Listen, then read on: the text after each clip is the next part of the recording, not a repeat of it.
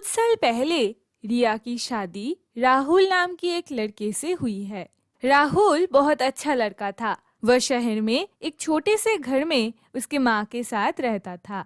वह तीनों बहुत अच्छे से एक साथ मिलजुल कर रहते थे। राहुल एक दिन आकर रिया से कहता है, हमारे शादी के बहुत महीने हो गए हैं, लेकिन अभी तक हमने कहीं घूमने नहीं गए। चलो हम कहीं घूम आते हैं। ठीक है, मैं माँ को बताती हूँ। अगर हमारे साथ जाना चाहे तो हम माँ को भी ले लेंगे। अरे नहीं नहीं, सिर्फ हम दोनों जाएंगे। हम लोग 2 दिन में ही वापस आ जाएंगे।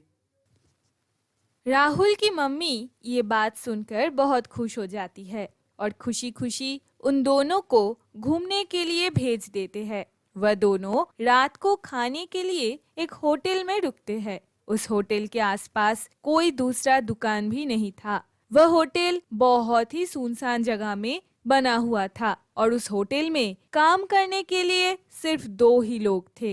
रिया ने तभी राहुल से कहा, मुझे थोड़ी फ्रेश होना है, थोड़ी देर यहाँ रुको, मैं रूम से फ्रेश होकर आती हूँ।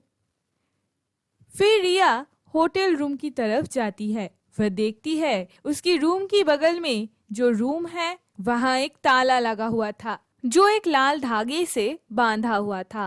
रिया जब अपने रूम में घुसने ही जा रही थी तभी उसने सुना बगल के कमरे में से कोई रो रही है।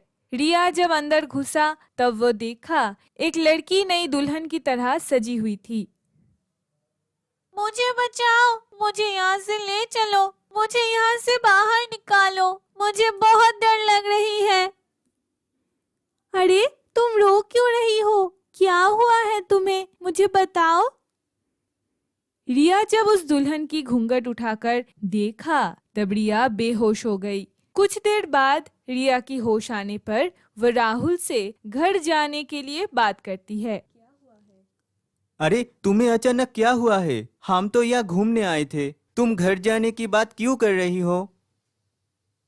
मैं बोला ना, मुझे घूमने नहीं जाना, मुझे बस घर जाना है। फिर वह दोनों घर वापस आ जाते हैं। वह लोग जब होटल से वापस लौट रहे थे, रिया कुछ बदली बदली हुई सी लग रही थी। राहुल ने सोचा वह शायद उसकी गलतफहमी होगी।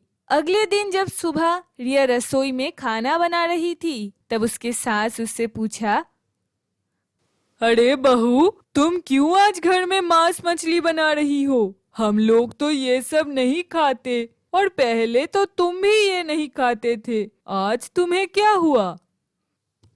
ए बूढ़ी औरत, अगर तूने कुछ ज्यादा कहा ना तो मैं तुझे ही खा जाऊंगी।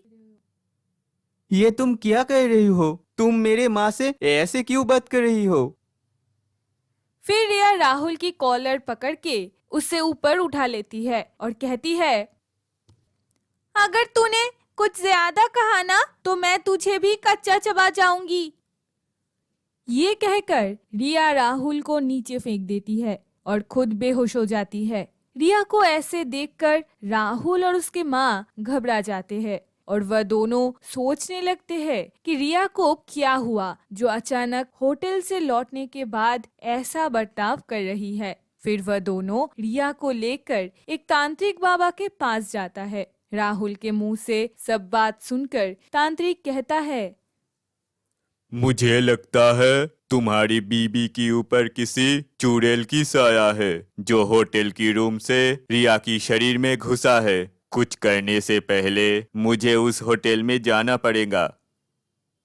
फिर वो तांत्रिक उन तीनों को लेकर उस होटल में जाते हैं। वहां जाकर उस तांत्रिक होटल में काम करने वाले आदमी को बुलाते हैं और उसे पूछता है, क्या आपको कुछ पता है आपके होटल में क्या कोई भूत रहते हैं?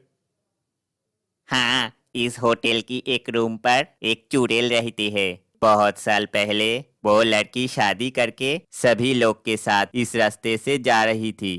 वो लोग इधर खाना खाने के लिए रुके थे, तभी यह तक कुछ गुंडे आ जाते हैं और उस लड़की की रिश्तेदारों को मार देती है और उस लड़की को रूम में बंद करके उसे मार के वहां फेंक कर चला जाता है। तब से उस लड़की की आत्मा वहीं पर है हमने बहुत बार कोशिश किया उस भूत को भगाने की, लेकिन हर बार वो आ जाती है। सुनो, हम सबको उस रूम पर जाकर उस चुड़ैल को बुलाना पड़ेगा और उसे ये बात बताना पड़ेगा जिन लोगों ने उसके साथ गलत किया वो सभी अपने अपने सजा भुगत रहे हैं। अगर हमने ये ना किया तो वो कभी रिया की शरीर छोड़कर बाहर नहीं आएगा। तांत्रिक जी, मेरे एक दोस्त पुलिस में है, मैं उसे पूछूंगा उस दिन जिस गुंडों ने ऐसा किया उसको कोई सजा मिला कि नहीं। अगर मिला तो मैं उससे कहूंगा उसके साथ सबूत लाने को। फिर तांत्रिक राहुल, उसकी बीवी और माँ को लेकर उस रूम पर जाता है और जादुई मंत्र से उस चुड़ैल को वहां बुलाता है। ए लड़की, तू इस बेचारी रिया को ऐसा क्यों सता रही है? जल्दी से इसके शरीर से निकल जा। नहीं, मैं इसके शरीर से नहीं निकलूंगी। जब तक मेरे दोषियों को सजा नहीं मिलता तब तक मैं यहीं रहूंगी, और अगर किसी ने मुझे रोकने को चाहा तो मैं उसे भी नहीं छोड़ूंगी।